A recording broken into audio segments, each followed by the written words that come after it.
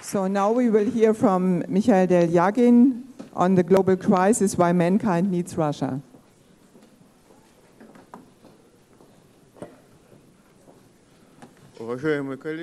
Colleagues, ladies and gentlemen, I have a great honor to be present here to deliver a speech before you. I was extremely interested in very important and interesting presentations. I would briefly describe problems facing the humanity today. First of all, we shall understand that modern economic problems is a specific visioning of the systemic crisis of the humanity. The major things happen outside economics. This is a change of relations of the humanity and nature. This is our collective consciousness too. We are under the action of the law of preservation of risk. In a locked system, minimization of individual risk increases systemic risk. We saw this at the American stock market, where the system of derivatives made risks of investors less, and then risk of emittance. Individual risks were minimized, but the general potential of risk became systemic and the system lost. The same thing we observe in pedagogics, where a desire to preserve children from hardships bears passive generations. And the same thing we observe in medicine, where saving sick people destroys the genetic fund of developed countries. And we cannot stop the increasing of this risk. And we are doomed to their chaotic and destructive implementation.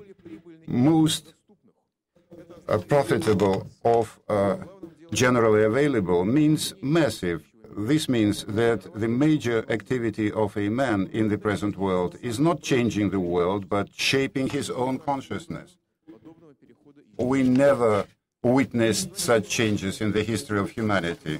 Consciousness of the man changes, becomes an object of intensive and chaotic interactions. World become less perceivable. And this increases demand for mystics, decreases demand in science, which means education, and it degrades into as an instrument of social control. Education, humanity dehumanizes and falls lapses into new Middle Ages. This we observe at the level of the family and at the level of the set. The state that changes from older industrial technologies and change into new post-industrial technologies. At the first stage, these are information technologies, and then there will be biological changes. Well, the scale of the economic problems are underestimated because the underlying foundations are not understood. After the victory in the Cold War, the West changed the world in the interests of its global corporations and limited and stopped competition on the territories which they seized. This created a crisis over production, but this is a crisis over production of information and management technologies aimed at changing a man and that is high-human, not high-tech technologies. Instinctive finding a way out of this crisis led to the debt crisis, which returned to the USA in 2000-2001. The USA drew out from the recession by two strategies. First, pumping money into the market of the second strategy of the support of the USA is the export of instability, undermining competitors and making capitals and intellect evade to tax havens of the West. The growth of instability leads to growth of military expenses. This strategy was implemented in 1999 in Yugoslavia against the Eurozone, and this strategy exhausted already in Iraq. The Arab Spring and terrorist war against Syria testifies to the degeneration of the strategy of exports of instability and export of chaos. The Obama doctrine uses a strategy of wars by proxy. It's necessary they think it necessary to drown other countries in self-supporting chaos, permitting to control their resources.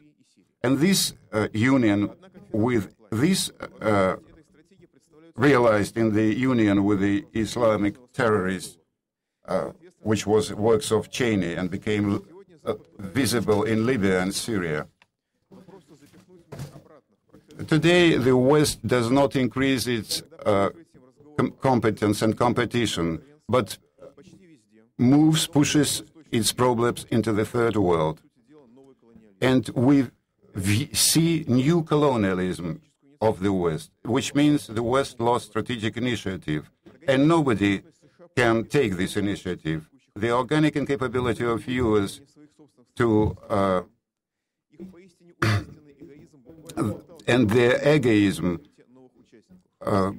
brings on the stage of world development new participants, European Union, China, and other countries.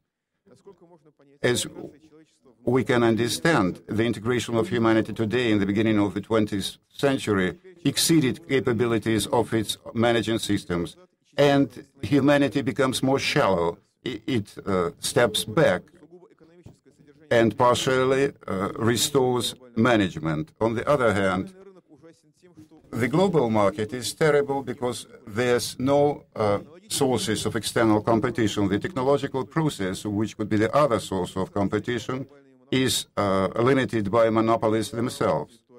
They misuse the right of, say, for example, intellectual property, and it's slowed by other serious external economic threats.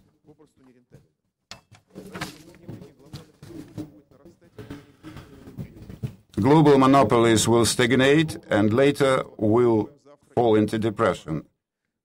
The fall in demand, global market is falling into different macro regions.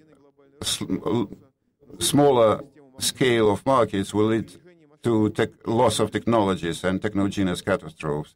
Macro regions will lead to a rigid and chaotic cultural, political, and economic and technological competition, as it was in the mid-war period.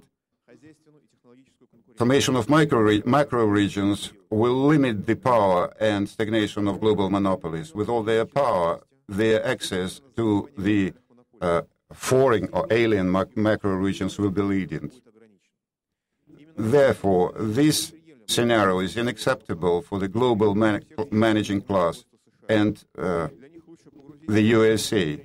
They want to throw these macro regions into chaos and not to permit them to limit themselves and to close themselves. Then we can suppose that bipolar system will be restored, including USA, China, European Union, Japan, and India.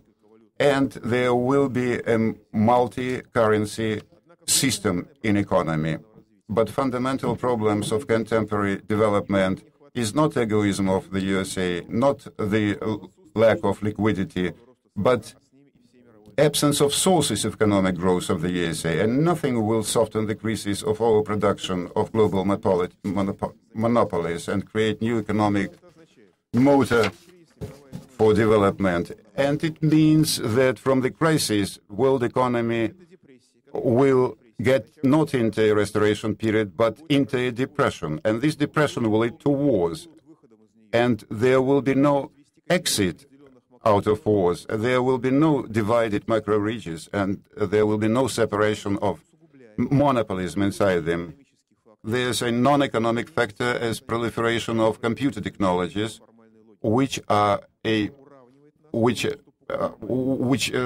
embody the formal logic. Today, relations between people become non-logical, that is, creative and mystical thinking. Competition will become more and more biological and social, as we considered it to be earlier. Social value of knowledge will deteriorate, and social structures will deteriorate. Mystical consciousness will grow, and we shall face global world class who will not consider interests of taxpayers absolutely free from responsibility, and this will lead to dehumanization of society. We'll see in the future the crisis of democracy, a crisis of management system. The exhaustion of liberal ideas became evident starting from the currency crisis in 97-99. The modern market paradigm supposes that an individual lives for profits, and the government shall service monopolies and not people. Well, what we face today is the liquidation of the middle class. If debts are too many and currency mass could not be increased, this means decrease in consumption. Well, the society produce excessive capital, middle class. The industrial technologies, post-industrial technologies make middle class superfluous.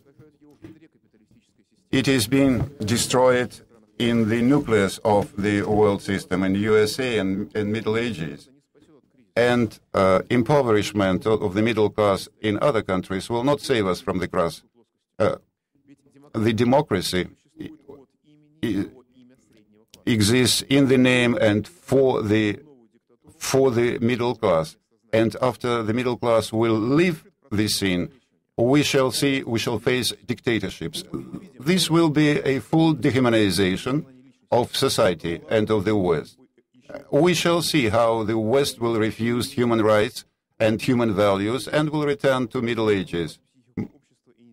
And we shall see breaking of the psychology of individuals. The first step was said. Descartes said, I think, that is, it means I exist. Today we have a formula, I consume, therefore I exist. And service of business, we have a different value, I buy, therefore I exist. And we see lots of people who buy, who do not consume. They simply buy to prove their existence. This is a change in mass psychology. Advertising tells us that labels on things increase their value by several times. Then what we face, looting. There's no normal market today. Impoverishment of middle class deprives the economy of the demand. And the economy without demand is not a market economy. Further, absence of control of the activities of CEOs of major corporations eliminates capitalism. Democracy and market are over, are finished. We simply do not accept them today. We face the crisis of a global management class which controls. We face formation of order system of management, which was characteristic of the Middle Ages. And we see that management changes into rituals. We were getting into computer Middle Ages, but it will be computerized not for a very long time. We shall face very painful degradation and falling into new Middle Ages. This is non-trivial perspective. We are not sure if humanity will manage to escape movement on this way, but we shall take any efforts possible to escape it. We need to go on with technological progress, despite markets become worse. And we shall stop dehumanization. We shall try. Maybe it's a grassroots view, but I think even today Russia is possibly the only part of humanity which is capable of solving this task. And the humanity should help her, because being capable doesn't mean realizing your capability.